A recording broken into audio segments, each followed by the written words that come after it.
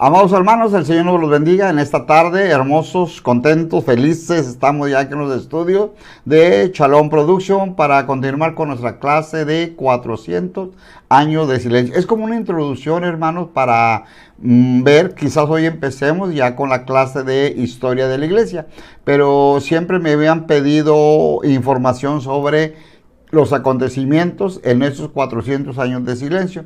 También es conocida como la época intertestamentaria, o sea, en medio de los dos testamentos, o pacto, testamento.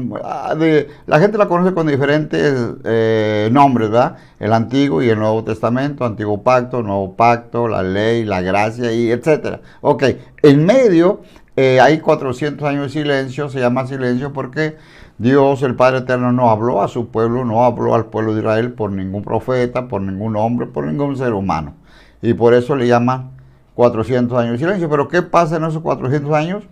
Pasan muchas cosas, como ya lo dimos en la introducción, en la primera parte de la semana pasada. Y hoy vamos a concluir con esta introducción y entrar ya directamente a lo que es la historia de la iglesia, desde el año pues 30, 33 por ahí, hasta nuestras fechas, hasta la época actual. Así que, amados hermanos, pues vamos a orar, vamos a darle gracias al Eterno, al Padre Eterno, Dios Todopoderoso, porque nos permite estar ya aquí listos en los estudios de Shalom Production. Ya la otra semana probablemente esté nuestro hermano Moy, vamos a por ahí a hacer conexión con mi hermano Moy, con mi hermano Eduardo. Hoy, como es pura introducción, pues es pura, nada más, hermanos, tratar de hablar, de dar la enseñanza, la explicación. Ya cuando hablemos de historia de la iglesia, vamos a dar citas, vamos a dar soporte bíblico, y ahí es donde van a ayudar mis hermanos, van a dar su aportación, y esa es la participación de ellos aquí en los estudios de Shalom Production. Probablemente yo acompañe a mi hermano Moy, a mi hermano Eduardo, o quizás en una clase salgan los dos juntos. Pues vamos a ver cómo nos coordinamos ya, pero ya estamos preparando, hermano, también el programa para este mes de agosto. Hoy iniciamos el mes de agosto y también tenemos mucha actividad dentro, fuera de lo que viene siendo los estudios de Shalom Production, ¿verdad? Y por ahí estamos ya preparando los programas de los jueves de oración, donde hay muchas peticiones. Me han hablado de necesidades, mis familiares en California me están hablando que hay mucha necesidad aquí en Matamoros también, en la región, en el valle, también con nuestros familiares también. Entonces vamos a ir ya organizando, preparando todos estos programas de este mes de octubre. Así que vamos a orar, hermanos, a esta hora. Qué bueno que los que están ahí ya viéndonos en vivo y los que van a estar viéndonos después por YouTube, en Shalom Production 27, qué bueno. Pues vamos a orar, vamos a darle gracias al Eterno, al Padre Eterno, y vamos, hermanos, en esta hora a hablar un poco sobre los 400 años de silencio. Oremos en esta tarde. Amoroso Padre Celestial, que moras en los cielos, en la tierra y en todo lugar, estamos delante de tu presencia una vez más, Señor, como tú nos has permitido hacer todos los lunes de estudio. Gracias porque nos permite estar aquí en los estudios y poder transmitir esta introducción acerca de lo que es los 400 años de silencio, antes de hablar de la historia de la iglesia. Gracias te damos por mis hermanos, por todos los que colaboran aquí en este humilde ministerio, y por aquellos hermanos que en esta tarde no están con nosotros, pero que la próxima semana, si tú lo permites, ellos estarán aquí. Gracias te damos también por cada uno de mis hermanos que están en sus casitas, donde quiera que ellos se encuentren, y a la hora que ellos estén viendo este video también. Ahorita estamos en vivo, pero quizás ellos lo vean por YouTube, y a la hora que ellos puedan, y también que lo vean, y que sobre todo que les sea de bendición, de utilidad, lo que se va a informar en esta tarde. Gracias te damos, Padre Eterno, en el nombre glorioso de tu Hijo amado, Jesucristo, Yeshua HaMashiach. Te damos gracias porque eres bueno y nos permites seguir adelante con esta hermosa materia. Y digo, hermano, esta hermosa materia porque en realidad es una materia bien hermosa, saber, conocer lo que es, cómo se formó la iglesia. Y decimos, bueno, vamos a usar, para todos mis hermanos que nos están viendo, la versión Reina Valera, que es una versión 100% conocida en las iglesias, en las instituciones, pues en los institutos bíblicos, ¿verdad? Porque es la que más se coteja, la que más se maneja. Ok, algunas traducciones, lo digo desde ahorita, para que no van, ay hermano, pero algunas traducciones están erróneas, están mal, la Reina Valera, porque usted se va a dar cuenta qué fue lo que pasó en el año 315 al 380 aproximadamente, cuando Constantino contrata 3 escribas y traducen, ¿verdad?, toda la Biblia, el contenido de la escritura, de la palabra. Pero eso va a ser más adelante. Primero vamos a hablar de otros escribas, unos escribas que tuvieron una participación ardua en estos 400 años de silencio. Pero vamos a hablar primero, estábamos hablando y dimos una introducción la semana pasada acerca del Sanedrín. ¿Quién es el Sanedrín? Y dijimos que era un grupo, hermano, tanto religioso como político. Y dice que surgió en el siglo III, antes de la era cristiana, de la era común. Su sede era la hermosa ciudad, la capital del mundo, como me gusta decirlo, y así lo dije la semana pasada. Funcionaba en la hermosa Jerusalén.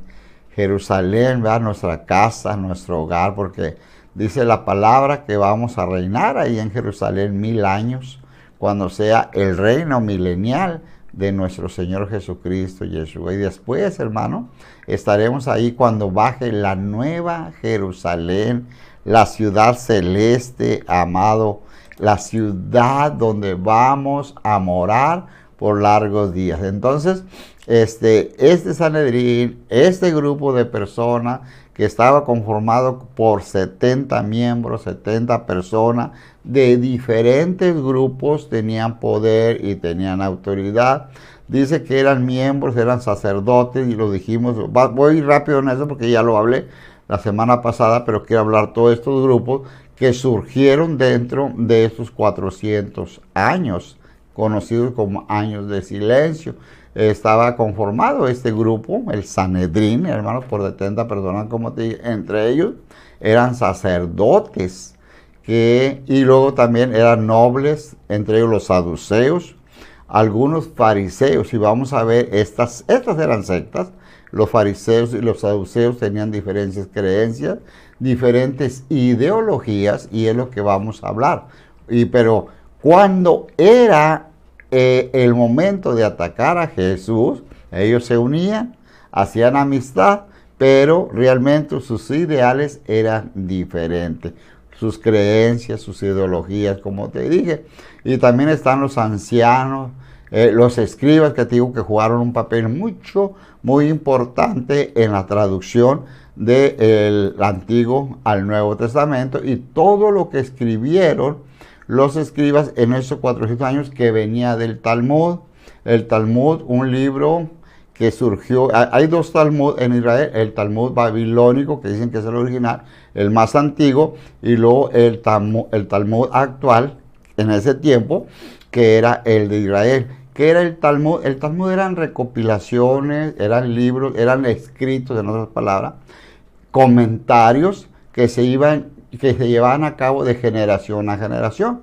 Por ejemplo, si vamos a llevarlo a la vida actual, y voy a poner ahí como ejemplo, mi padre tuvo una experiencia de algo así, él la contaba a nosotros, ¿verdad?, a sus hijos, nosotros se la contábamos a nuestros hijos a sus hijos, o nosotros a nuestros nietos. O sea que por generación a generación se iban contando acontecimientos, hechos, batallas, lo que sucedía. Y todo se iba recopilando en un libro que se llamaba el Talmud. Y de ahí surge una religión, la religión de los judíos, que así se le llama, hermano, el judaísmo, que hasta hoy en día está presente. Todos los demás grupos que te voy a presentar ya no existen, ya caducaron, como dijimos, ¿verdad? Pero el judaísmo sigue vigente, y es la religión, así vamos a hablarlo así, oficial del pueblo de Israel hoy en día. Pero el judaísmo está basado en ideas, en consejos, en conceptos del ser humano, no de la palabra, no de la Torah 100%, porque vas a ver cómo se va a distorsionar mucho con las ideas y las prédicas, la enseñanza de nuestro Señor Jesucristo y Yeshua, y sobre todo ya cuando vamos a la línea profética, muchas cosas de ellos no encajan porque ellos ven, hermano, la palabra de otra manera y la profecía también de otra manera. Por eso fue que Dios tuvo que usar a Juan el teólogo para escribir el Apocalipsis, tuvo que usar, hermano, a otro hombre grande, el apóstol Pablo, para dar toda la revelación de lo que era el arrebatamiento. Y esto fue ya a los finales de sus carreras, casi al final de la carrera del apóstol Pablo en la ciudad de Tesalónica. Y ya sabemos que a Juan, el teólogo, el apóstol amado, fue ya casi por el año 98, 99, en la isla de Patmos. Entonces, y ahí es donde entra lo que nosotros conocemos, la revelación o el Apocalipsis, que está, hermano, que está ubicado. El último libro de la Biblia es el Apocalipsis, pero no fue el último libro que se escribió. El último libro que se escribió es la tercera carta del apóstol Juan. ¿Por qué? Porque acuérdate que después de salir del cautiverio o donde estaba desterrado Juan el teólogo en la isla de Patmos, él es libertado y él va a la ciudad de Éfeso, que ahí es donde él muere, pero antes de morir escribe la tercera carta, tercera de Juan, que es un mensaje para la iglesia, para los creyentes de hoy en día. Así que les recomiendo que lean estos libros, hermanos, los dos últimos libros de la Biblia, tercera de Juan, y cerramos con lo que es Apocalipsis, porque vienen los eventos futuros y ahorita estamos, hermanos, estamos en víspera de un acontecimiento no solamente mundial, sino profético, que es el inicio de la Tercera Guerra Mundial. Pero conforme a la revelación que Dios le dio al apóstol Pablo en Tesalónica, antes de ese acontecimiento puede ser el arrebatamiento de la iglesia. Entonces, estemos preparados. Ok, pero eso ya será, y lo vamos a ver más adelante, conforme vaya la secuencia de la enseñanza de la historia de la iglesia. Ahorita vamos a seguir hablando de este grupo, el Sanedrín. El Sanedrín, su poder dice que era, pues unos dicen que era limitado, otros escritores dicen que su poder era autoritario, o sea que tenían todo el poder, porque tenían el poder económico, tenían el poder religioso y tenían también el poder militar, el poder político. Bueno, ya había dicho político, religioso, y el poder político y religioso. Esos dos poderes se concentraban en el Sanedrín. Por eso, hermano, ahí estaba toda la fuerza, estaba el núcleo, y esto surge precisamente 3 años antes de la era cristiana, 3 años antes de lo que es la era común. Tenía, hermano, como autoridad, tenía, hermano, muchos problemas religiosos. Ellos querían poner su autoridad, pero ahí estaban los fariseos y estaban los saduceos que no creían en lo mismo, pero estaban dentro del grupo, y por ser integrantes del grupo tenían que seguir, ahora sí, la corriente. Pero este grupo religioso terminó en el año 70 después de la era cristiana, después de la era común, cuando Jerusalén fue destruido. En el año 70 se acaba este grupo, el Sanedrín.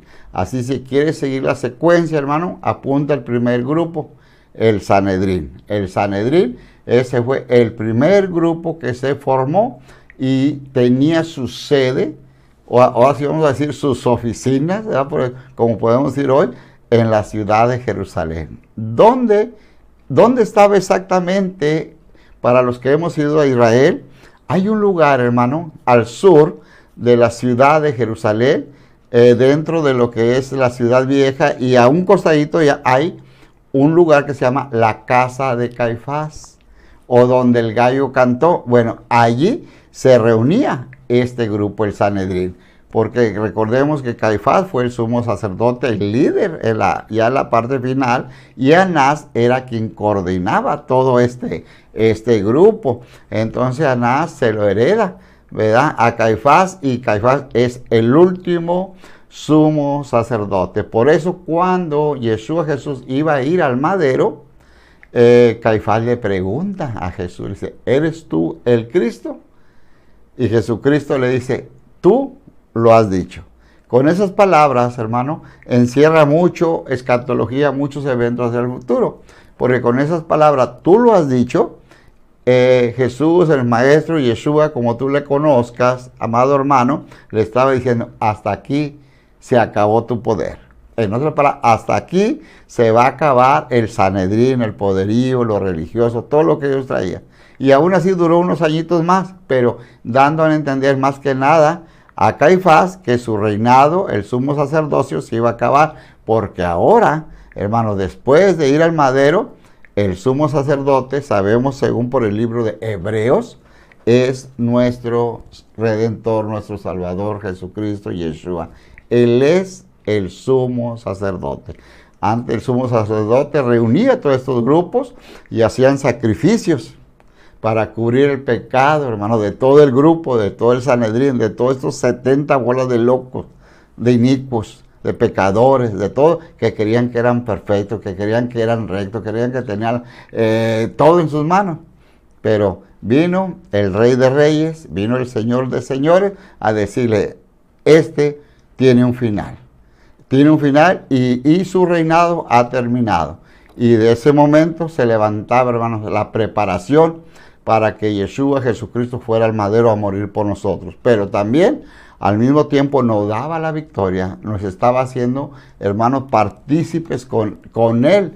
Y como Él dijo que con Jesús, con Yeshua, somos más que vencedores, se cumplía esa palabra. Ahora, Jesús, Yeshua, es el sumo sacerdote. Ahora ya no hay necesidad de matar cada año en la fiesta de Yom Kippur, el día, hermano, del perdón, matar matar un animalito, un cordero, para cubrir el pecado, ¿no?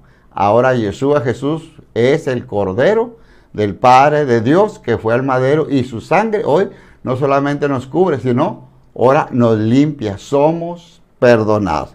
Por eso cuando Jesús se enfrentó a Caifás, le dijo, o sea, tu reinado se acabó. Y ese es el primer grupo, hermano, el Sanedrín. El Sanedrín es el primer grupo. Vamos a ver un grupo más. Y quiero que me lo manden ahí a la pantalla para que usted lo pueda ir analizando. Mientras si yo le voy hablando, puede ir escribiendo. O bien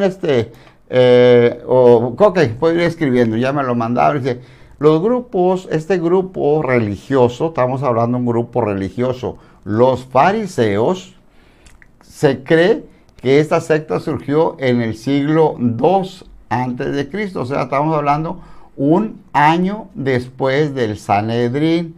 Primero fue el Sanedrín, que fue en el año tercero. Recuerde que en el Antiguo Testamento la cuenta es de arriba hacia abajo, ¿eh? Entonces, aquí faltan 2 años para la nueva era, bueno, no nueva era, porque eso ya se oyó por otro lado, no, a la era común, a la era... hermano, a la era de nuestro Señor Jesucristo. El año 12 cree que por ahí surgieron los fariseos y como te dije, muchos de esos fariseos estaban dentro del organismo del Sanedrín. Estaba formado por judíos y que los judíos comenzaban a ser helenizados.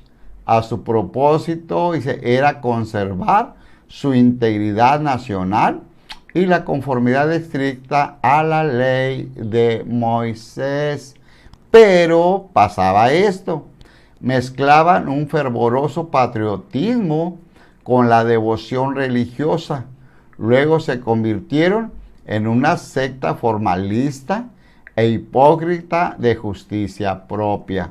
Representaban el grupo con más autoridad entre el pueblo. Era un grupo grande, creció demasiado los fariseos.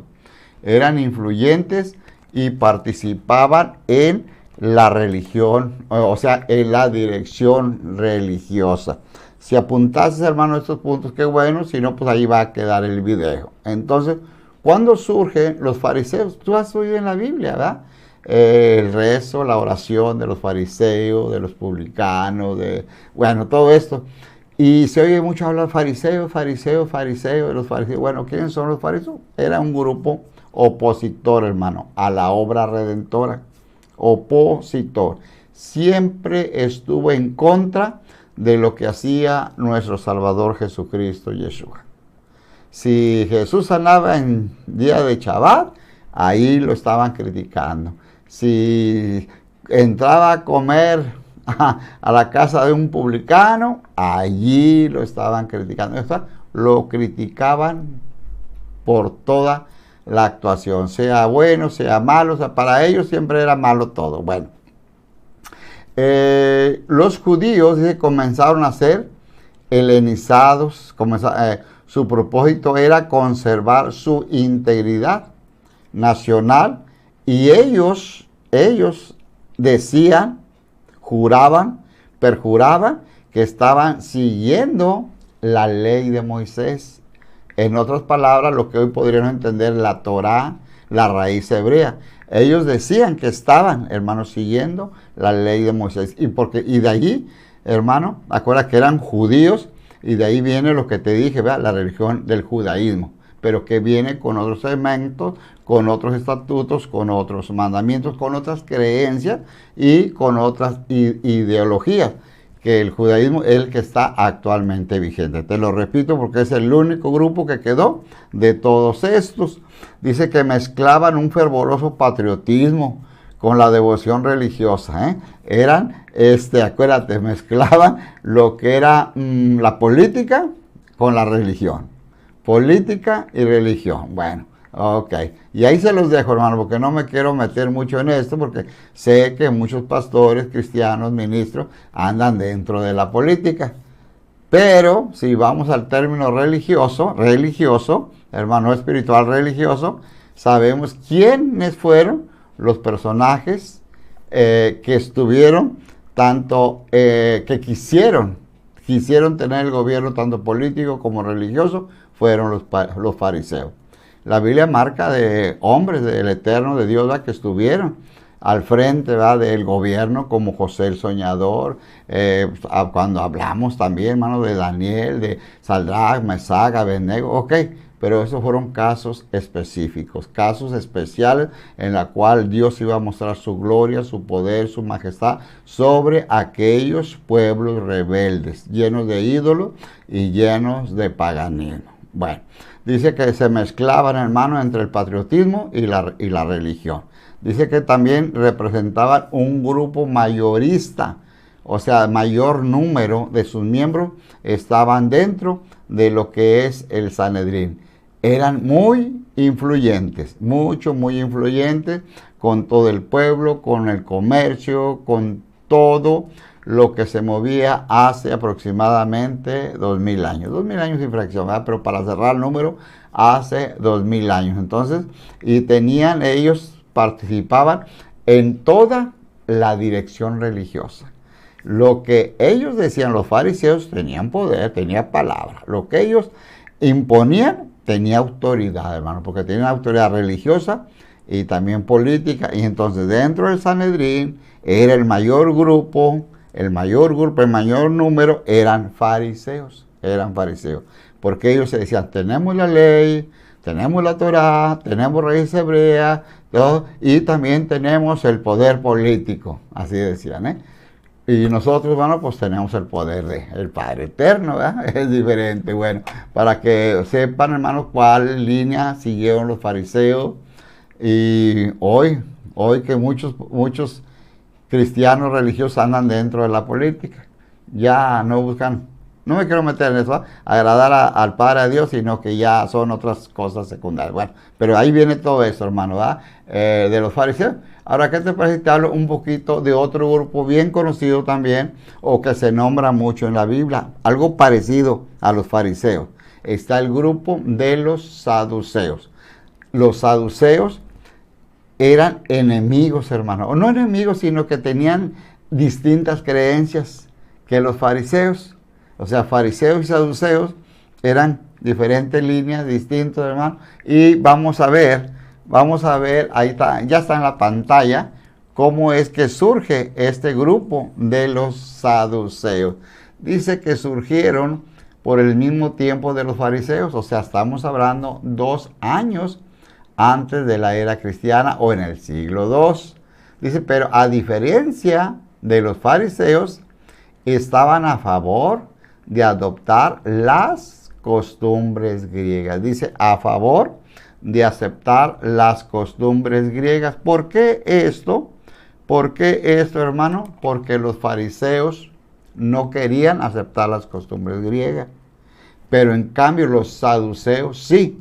Ellos querían adoptar todo lo que venía de Roma, porque de Grecia primero, de Grecia. ¿Por qué? Porque Grecia tenía el dominio territorial que después vino a pasar a Roma. Cuando Jesús nace, Yeshua nace ya bajo el gobierno de Roma con todo su poder. Aquí se dejaba sentir la presencia de Grecia por el idioma. Por eso los escribas, que te hablé hoy te voy a hablar ahorita del grupo de los escribas, por eso traducen la Biblia del hebreo al griego, porque en ese tiempo se conocía el idioma universal. Y se quedaba atrás en una tercera parte ya lo que era no solamente el hebreo, sino, amados hermanos, estamos hablando el arameo. El arameo se queda y queda muy reservado. Entonces, dos idiomas surgen. Para el Antiguo Testamento, el Antiguo Pacto, se conocía que era el hebreo, y para el Nuevo Pacto, el Nuevo Testamento, el griego. Y el arameo supuestamente queda a un lado, pero Yeshua, Jesús, lo usa mucho, el arameo. Incluso cuando él está en el madero, la cuarta palabra, él habla en arameo. Muchas palabras, muchas frases, la habló en arameo. La cuarta palabra, que era Elí, Elí, lama sabactani. Él estaba diciendo, Dios mío, ¿por qué me has abandonado?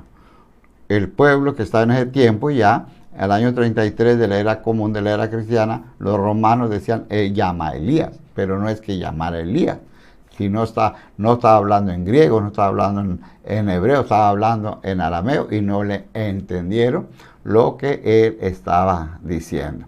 Entonces recordemos que arriba, hermano, del madero, ponen un letrero escrito en varios idiomas, ¿verdad? Que eran los idiomas que estaban en ese tiempo. Bueno, vamos a seguir dando explicación sobre los saduceos, porque se nos puede ir ya el tiempo. Vamos a ver si ahí viene Dice que era un grupo sacerdotal, aristócrata y materialista, francamente irreligioso.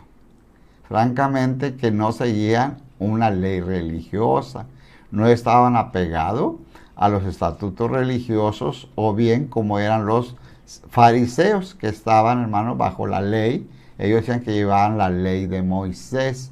Bueno, este grupo de los saduceos no eran numerosos, eran pocos, pero tenían una cualidad, eran muy ricos, hermanos, y tenían también mucha influencia en el pueblo.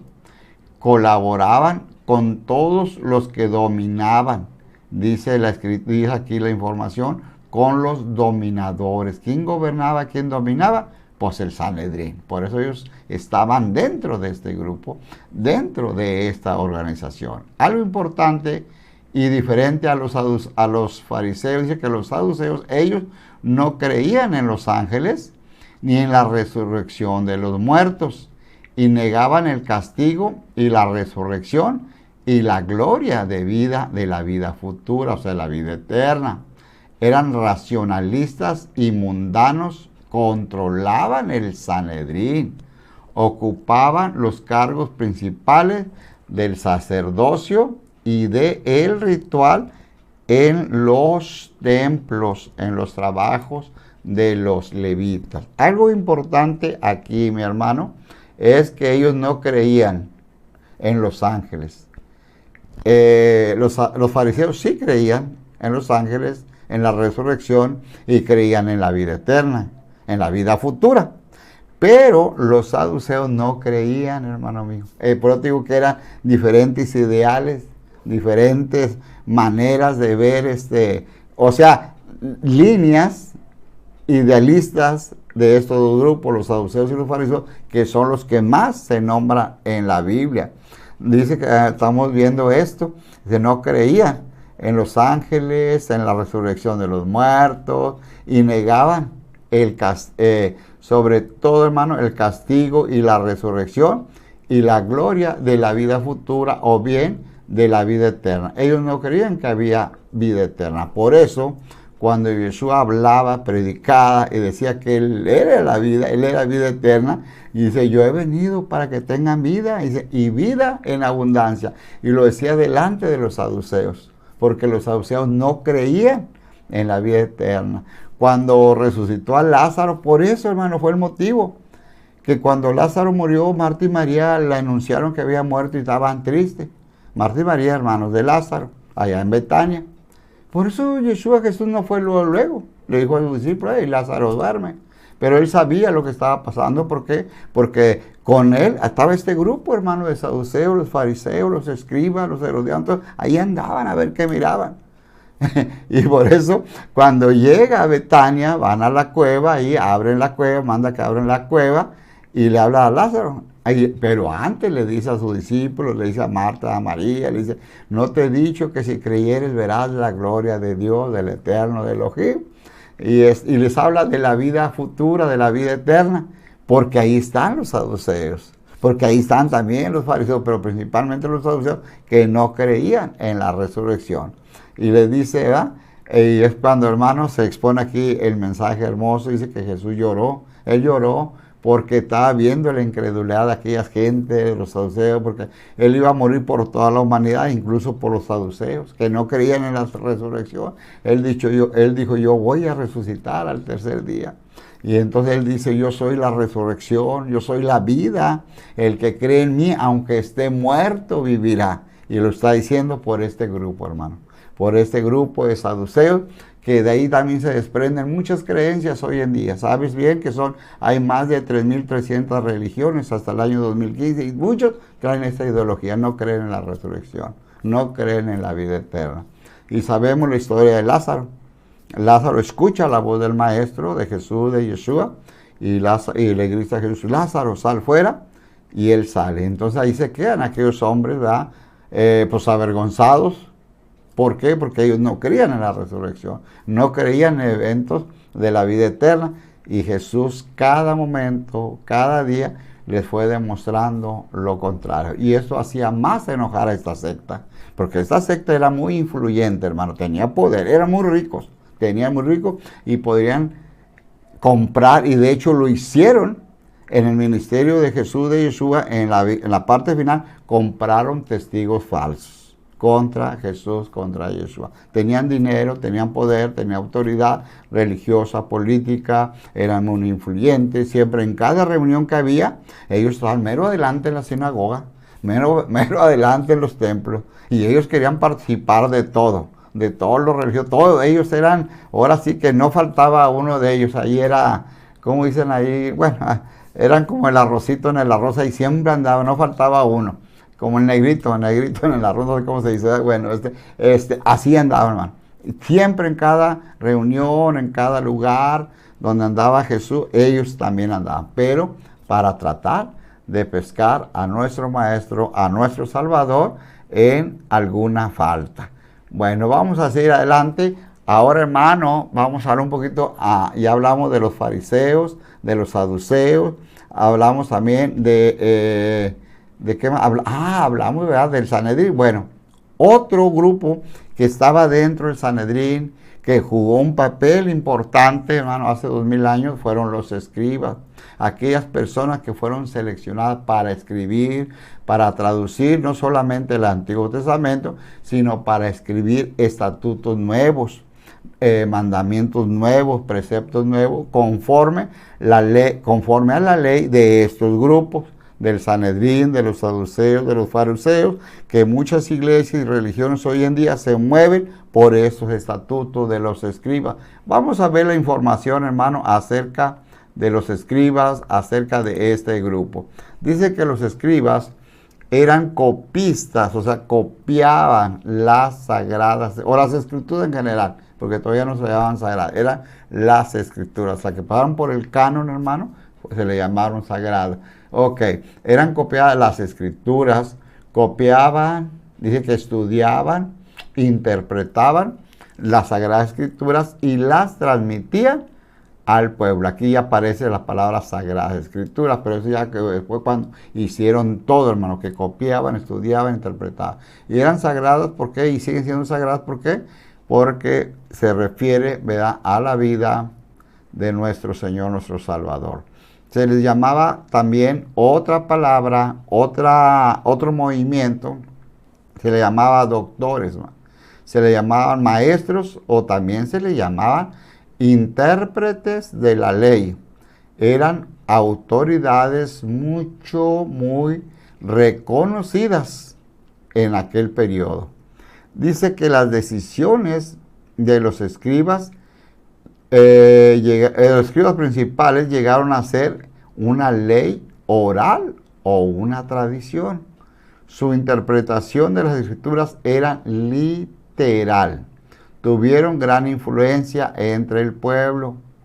Enseñaban en el templo o bien en las sinagogas. Ellos sí creían en la resurrección y en los ángeles. Ellos también creían en la venida del Mesías y sobre todo en la reunión final de todas las tribus de Israel.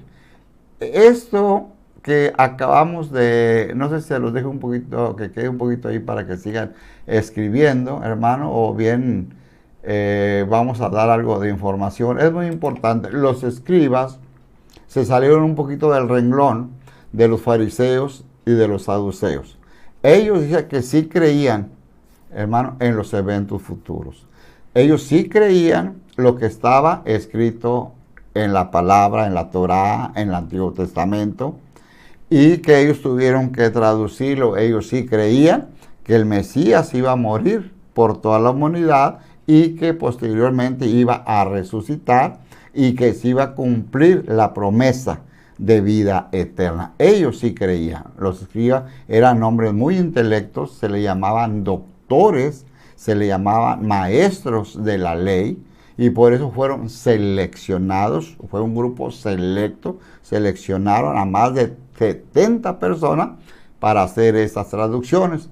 En los tiempos de Jesús, en su ministerio, ese grupo siguió existiendo hasta el año 30, existían. Hoy en día hay escribas en Israel. Hoy en día hemos visto cuando hemos ido allá, hermano, a Masada, ahí hay escribas que están traduciendo, están escribiendo los acontecimientos, porque acuérdate que ellos escribían lo que ellos oían, lo que ellos escuchaban, ellos iban haciendo su escrito.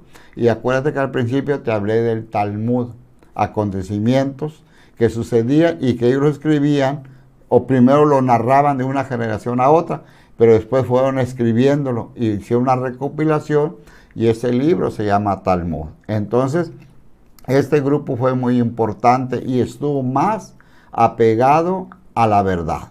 Más apegado, hermano, ¿por qué? Porque eran hombres sabios, como te digo, conocedores, hombres seleccionados, y te digo, ya cuando se les llama maestros, doctores, quiere decir que no eran personas, pues, hermano, te puedo decir, sin preparación. Quiere decir, eran hombres preparados. Y ellos enseñaban en el templo, enseñaban también en la sinagoga. Pero tenían esto, nomás esto sí. Creían en el futuro, pero interpretaban toda la palabra en una línea literal. Y a nosotros nos enseñaron en el Instituto Bíblico, ¿eh?, que cuando menos hay 4 o 5 líneas en la cual se puede interpretar la palabra. Y ellos lo hacían nomás de una manera literal. Así como lo escribo, así se entiende. Pero sabemos que aparte de la línea literal, hoy en día tenemos, hermano, eso hermoso que podemos escudriñar la palabra en otra línea. La línea literal, la línea figurada, la línea espiritual, la línea profética, la línea escatológica. Entonces, si vamos a la línea espiritual, nos ayuda, hermano, a apartarnos del pecado, de la malicia, de todo eso. Y vamos a la línea escatológica, nos ayuda a entender, a comprender los eventos futuros. que eso es lo que ha pasado ahorita a la iglesia, eso es lo que está pasando y faltando ahorita a las congregaciones, ver hacia el futuro, tener visión, ver los acontecimientos que están por suceder. Creemos, según nuestra, ahora sí, según nuestra creencia, vale la redundancia, hermano, que el evento futuro, el evento que ya no está muy en el futuro, que ya se aproxima, es el arrebatamiento de la iglesia. Y si así es, tenemos que estar preparados y tenemos que verlo en una línea espiritual para estar preparados, amados hermanos, y separados del pecado. No ser amigos del mundo, no contaminarnos con las cosas del mundo, con lo que el mundo ofrece. Por eso este grupo, los escribas, juegan un papel importante y ya entran en una línea espiritual. No espiritual totalmente, porque todavía está en la balanceación, pero ya se desprende un poquito de los fariseos y de los saduceos y de todo el Sanedrín. Entonces, hermano, este grupo de, vamos a checar allí, ahorita, si los escribas, estamos hablando sobre los escribas, se había movido ahí ok, tuvieron una gran influencia en el pueblo, enseñaban en el templo y creían, ellos enseñaban en el templo eso, porque ellos creían en la resurrección, creían en los ángeles, creían en la venida del Mesías, que nosotros también creemos que el Mesías está por venir, y creían en la reunión final. Esto, hermano, es importante para muchas iglesias. Creían en la reunión final de todas las tribus de Israel. La promesa vino para Abraham y le dijo, te daré esta tierra cuando estaba allá en Mamre, cuando la tierra santa, la tierra prometida, la tierra que fluye leche y miel. Lo conocemos de muchas maneras. Ok. Y sabemos que se la dio y que Moisés fue el partícipe y Josué para repartir esta tierra. Y, vamos a hablar, fueron 12 tribus, fueron 12 regiones, 12 porciones. Y la amanecer, acuérdate que le dieron doble, porque que se daba según el grupo, según los números de personas que tenía cada tribu. Pero sabemos que después del reinado de Saúl, de David y de Salomón, esas 12 tribus se seccionaron. Un reino se fue para el norte, otro para el sur. El reino del norte se la llamó el reino del norte, o bien conocido como la casa de Israel. El reino del sur como la casa de Judá. Después del cautiverio, regresa, hermano, el reino del sur a Judá. Son los que están actualmente en Israel. Pero el reino del norte, que eran 10 tribus, no regresan. Esos son el hijo pródigo, de la cual Jesucristo hablaba en la parábola del hijo pródigo. A eso se refiere a las 10 tribus que salieron, fueron esparcidas, llevados primero a Persia, y ya no regresaron a la tierra santa, a la tierra prometida. Ya no regresaron a poseer la tierra que tenían, hermano, en Canaán, ¿no? Fueron esparcidos. Y de ahí, hermano, venimos muchos de nosotros, pero dice la palabra aquí, cuando los escribas, este grupo escribía, y por eso se llamaban los escribas, porque escribían, ¿verdad? Dice que ellos sí creían. Y hermano, a eso está vigente hasta ahorita, en el regreso, en la venida final o en la reunión final de todas las tribus de Israel. Muy pronto no solamente estarán a las 2 tribus, no estará Judá y Benjamín solamente, sino que muy pronto van a estar las 10 tribus restantes del norte, y eso es para que se cumpla la palabra, la aliyá, el retorno glorioso de nuestro Mesías. Cuando Él venga, todas las 12 tribus van a estar juntas para que Él pueda formar su imperio, el milenio de 1000 años. Y solamente eso va a ser en la tierra de 1000 años. Pero en el cielo se va a preparar la ciudad celeste, la nueva Jerusalén. Y tiene esta cualidad, tiene 12 cimientos la nueva Jerusalén. Y además, hermano, tiene 12 puertas. Pero en cada puerta aparece el nombre de una de las tribus de Israel. Por eso es que forzosamente tú y yo tenemos que pertenecer a una tribu. Y eso lo he dicho en otros estudios, hermano. Ahí no va a haber católico, no va a haber bautista, no va a haber raíces hebreas, no va a haber pentecostés, no va a haber adventistas, no va a haber, no. Ahí solamente van a entrar las tribus, los descendientes de las 12 tribus de Israel. Por eso los escribas jugaron un papel muy importante en estos 400 años de silencio. Si tú quieres un día, y si tú piensas en el futuro y crees que tienes vida eterna y crees que un día vas a estar en la Nueva Jerusalén, primeramente en Jerusalén, hermano, en los 1000 años de paz que va a traer nuestro Salvador, el Príncipe de Paz, y después vas a entrar a la Nueva Jerusalén, a esa ciudad celeste, tienes que saber, hermano, por cuál puerta vas a entrar, tienes que saber a cuál tribu perteneces. Dice la palabra que el Señor, hermano, Jesucristo, ¿verdad?, en los premios y los galardones que tiene para nosotros, Él nos va a dar una piedrecita blanca y un nombre nuevo, un nombre hebreo, y la piedrecita, hermano, nos hace saber a cuál tribu nos vamos a integrar o a cuál tribu pertenecemos, o bien el nombre de la puerta por la cual vamos a entrar a la Nueva Jerusalén. Entonces todo esto se viene desarrollando 3 y 4 años antes de que Yeshua, de que Jesús naciese. 2 siglos, 3 siglos antes se forman estos grupos, pero vamos a sacarlo bueno, tal vez de los saduceos, de los fariseos, de los herodianos, todo eso no vamos a sacar algo bueno, pero de los escribas sacamos esto, hermano. Lo que ellos creían, lo que escribían, creían y escribían, y sobre todo lo que ellos enseñaban en los templos y en la sinagoga. Ellos lo enseñaron hace 2000 años. Ojo, hermano, hoy en las iglesias no se enseña esto. Pura motivación, nueva era, pura, pues, otros puntos, otros temas, pero no se enseña esto. Y los escribas lo enseñaron en las sinagogas, en los templos, hace más de 2000 años. ¿Cuánto más hoy nosotros, hermanos, que tenemos ya la venida del Señor, ya está en la puerta, tenemos que estar allí diciéndole, advirtiendo a la gente que Yeshua, que Cristo viene pronto? Maranata, Parusia, el Rey viene. Entonces tenemos que, hermano, poner nuestro granito de arena. Nos ayudaron estos hombres, los escribas, a escribir todo esto para que hoy nosotros tuviéramos esa base, ese fundamento, y posteriormente el Mesías viene, cumple toda la obra redentora y le pone su sello. Cuando Él dijo, consumado es. Cuando Él dijo, consumado es, quiere decir, escrito está. Y acuérdate que Yeshua, Jesús, inicia su ministerio con esa frase, escrito está o consumado es, que es la misma frase.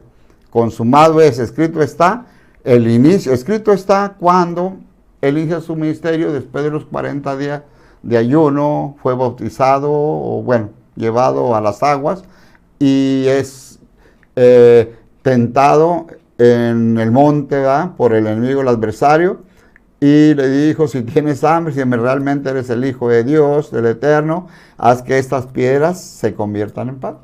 Y Él le contestó con la palabra simplemente, escrito está, no solo de pan vivirá el hombre. Y así usó el libro de Deuteronomio. Al final de su ministerio, cuando estaba en el madero, Él también dijo, consumado es, dando a entender esto, escrito estaba. Yo iba a morir, iba en el madero, pero también, acuérdate, está escrito, escrito está, consumado es, que voy a resucitar al tercer día, porque les voy a dar vida y vida en abundancia. Voy a morir para que ustedes tengan vida, pero con mi resurrección los voy a llevar a que se cumpla esa promesa.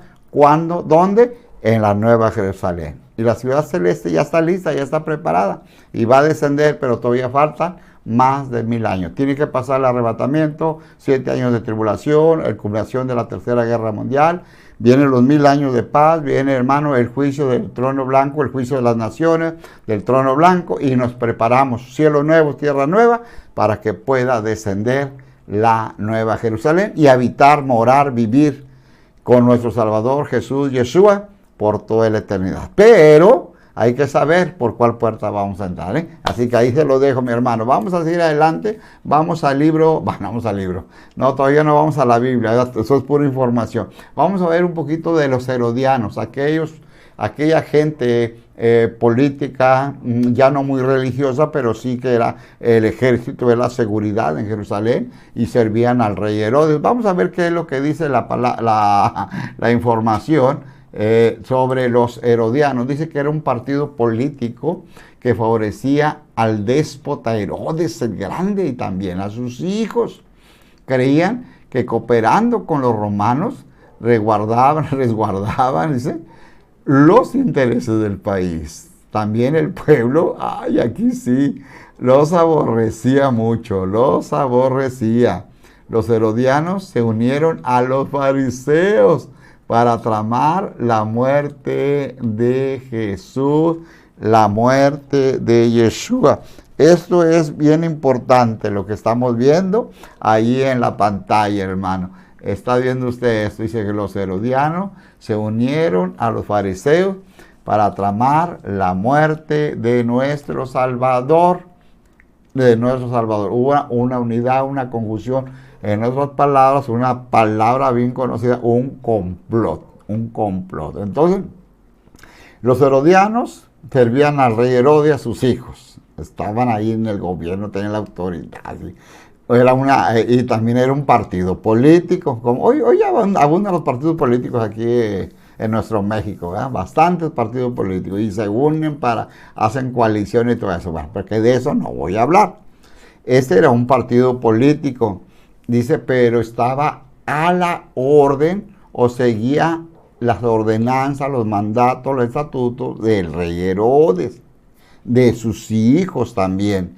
Y el pueblo no los quería. Así como hay partidos políticos que el pueblo no los quiere, bueno, aquí también sucedió esto. Y de allá viene, no creo que es hora actual. Aquí se bueno, no pude decir las palabras, de latino quiere decir, ¿verdad? Pero viene de allá, viene de aquel tiempo del Medio Oriente. Ellos querían que cooperando con los romanos resguardaban los intereses del pueblo y que el pueblo pues iban a estar con ellos, pero no. El pueblo, la gente, los ciudadanos no los querían porque Herodes era un hombre fuerte, un hombre recio, en otras palabras, un asesino. ¿Sí? Tenía mucha mente, capacidad para construir edificios, fortalezas y todo eso, pero en su corazón tenía la maldad, hacer el mal. O sea, él hacía todo aquello para poder gobernar y tener muchos lugares donde habitar, desde donde tener el dominio.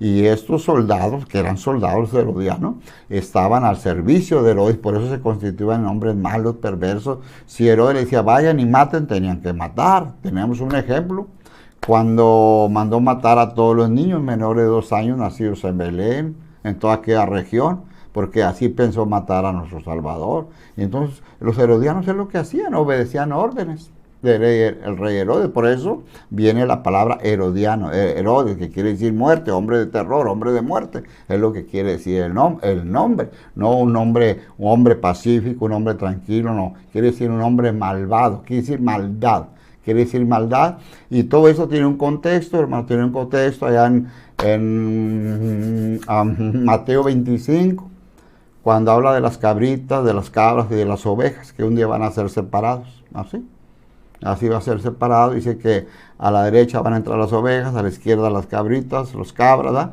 Y el Señor le va a decir a aquellas personas, identificando los animalitos, pero son personas, dice, apartó de mí, hacedores de maldad. Y los herodianos traían esa etiqueta, hermano, de maldad. Pero se cumple en la línea religiosa, en la línea espiritual, en Mateo 25, cuando sea el juicio, hermano,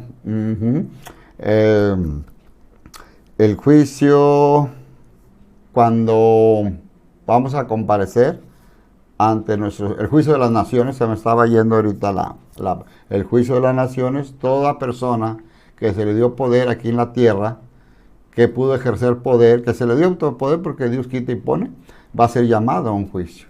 ¿Qué hizo con ese poder? ¿Qué hizo con esa autoridad que el Padre le dio? Y aquellos hombres van a decir, no, pues yo goberné, yo esto, lo otro, apartó de mí hacedores de maldad. Yo goberné al pueblo tantos años, 40, 50, yo lo goberné 3 años, 6 años. apartado de mí. Si no hiciste lo bueno, apartado de mí. Eso es en la línea política. Ahora, en la línea religiosa pasa lo mismo. Pastor, evangelista, maestro, predicador, ¿qué hiciste? ¿Qué hiciste en el tiempo que te di el ministerio? Yo, sané enfermo, yo resucité, eché fuera demonios, yo esto, y yo. Les va a decir el Señor, apartados de mí, hacedores de maldad. Y todas esas frases fueron reflejadas por estos grupos religiosos, por estos grupos, hermanos, políticos también.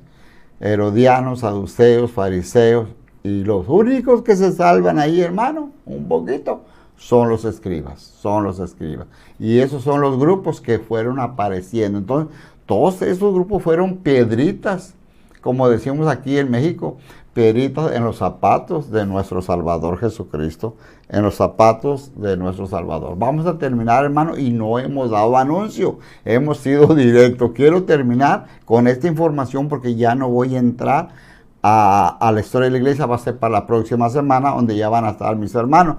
Te quiero hablar un poquito de los esenios, y todavía faltan los celotes y todo eso, pero ahí te dejo la información. Mira, los esenios fueron una reacción contra el formalismo de los fariseos, ya hablamos de los fariseos, y también la mundanalidad, mundanos, de los saduceos, ya hablamos también. Optaron por una vida más tranquila, separada de la agitación política, religiosa y social que predominaba entre los judíos. Vivían en comunidad y eran conocidos por su laboriosidad y su piedad.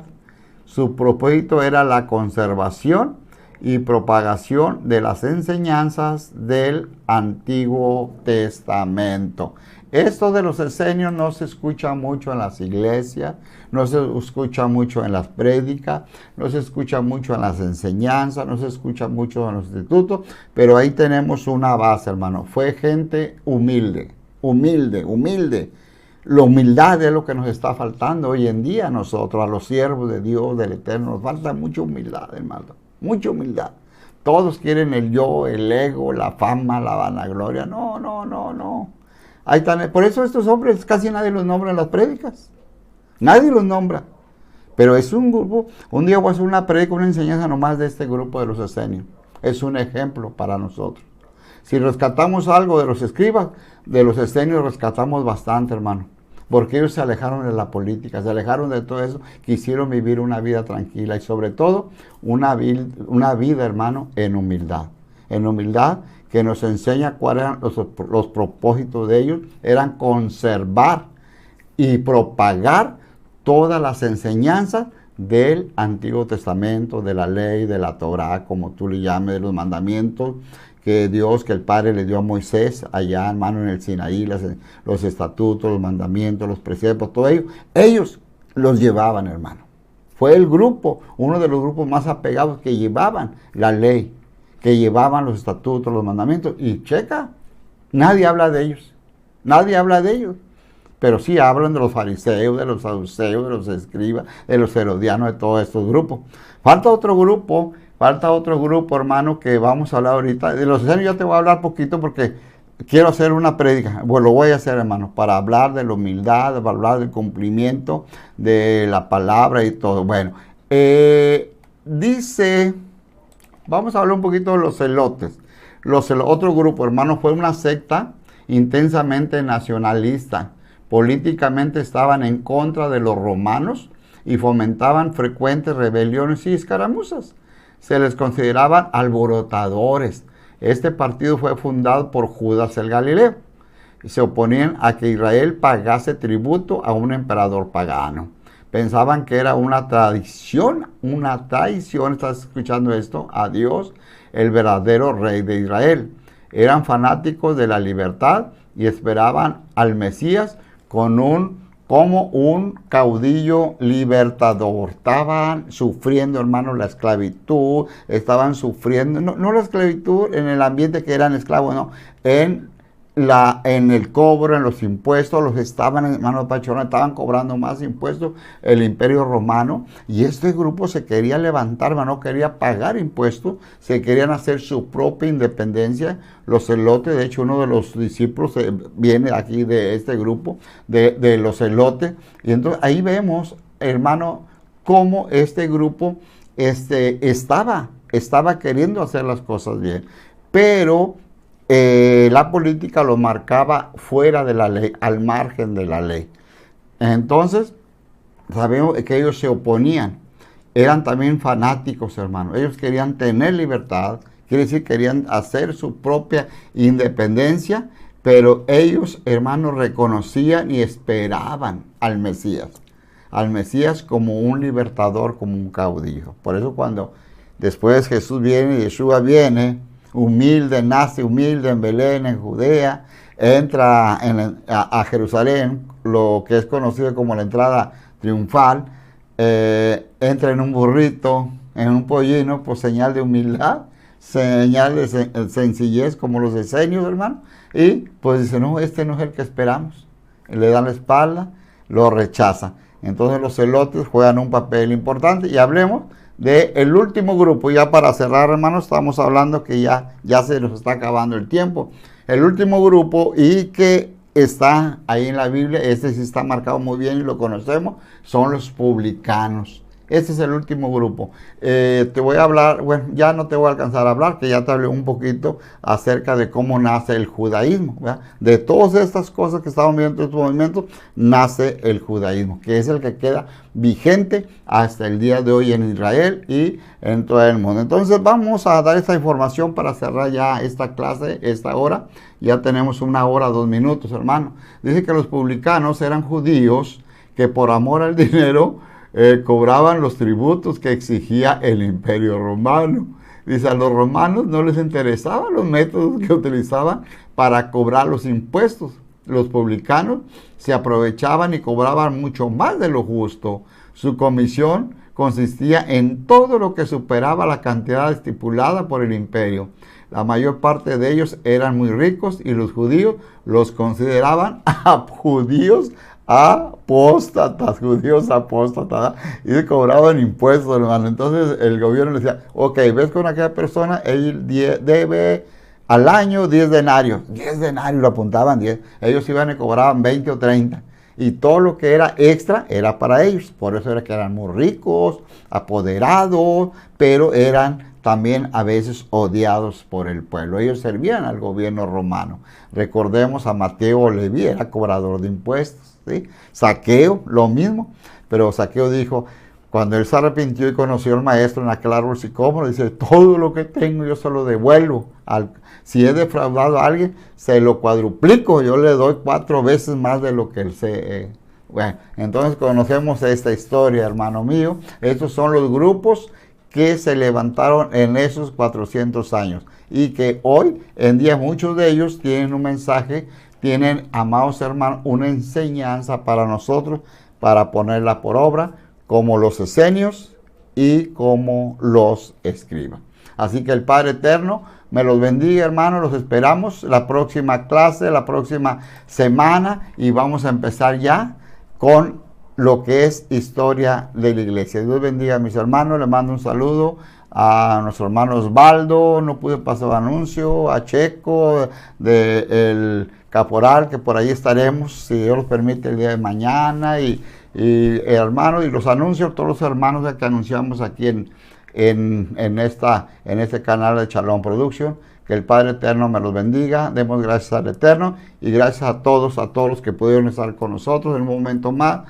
Por ahí les vamos a estar escribiendo, regresando ya sus saludos. Por ahí estamos contestando. Bueno, el Padre Eterno me lo bendiga. Amoroso Padre Celestial, gracias te damos en esta hora porque pudimos terminar esta clase y esta introducción a la historia de la iglesia, empezando con este periodo de 400 años de silencio. Te damos gracias y permítenos estar la próxima semana. Danos vida y salud y ayuda a mis hermanos, mi hermano Padre Celestial Osvaldo, que ha pasado por este problema. Estamos orando por él, por una amiga, Juani, allá en Porterville, California, también que el día de mañana va a ser operada y llevarla a hacerle una cirugía. Ella tiene cáncer, estamos orando también por sanidad, y de hecho el miércoles, el jueves estaremos orando, jueves de oración, pero en ese momento yo te pido, Padre, por ellos, mis hermanos, te pido, Señor, sé con todos mis hermanos, aquellos que tienen un ministerio, te pedimos que tú les cuides, les guardes, con todos en general, todos en general.